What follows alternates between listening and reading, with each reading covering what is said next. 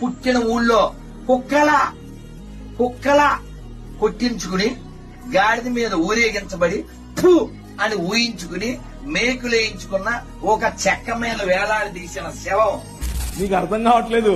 3 మేకులు పిక్కుండేది కాదు, మనుష్య సమాజానికి పట్టినటువంటి పాపమనే మేకును, ఆ మేకుకున్న ముళ్ళు, మరణమనే ముళ్ళును విరిచి పారేయటానికి ఆయన సిలువనెక్కాడు. ఆ ప్రభువు భయంకరమైనటువంటి వైలెన్స్ కు ప్రతీకగా ఉన్నటువంటి సిలువను దాని మీద కాలేసుకుని కూర్చుని, ఓ మరణమా నీ ముళ్ళు ఎక్కడ, నీ విజయం ఎక్కడ, నీ ప్రభు అడిగితే మృత్యువుకు ముచ్చెమటలు పట్టే. ఈ రాజు రాజులకు రాజు, ప్రభువులకు ప్రభువు, పరిపూర్ణమైన దైవత్వము కలిగిన ఏకైక దేవుడాయన. దైవత్వములోను, కృపచూపుటలోను, పరిశుద్ధతలోను యేసు ప్రభువు వారికి రారు ఎవరు సాటి, ఆయనకు రాలేరు ఎవరు పోటీ.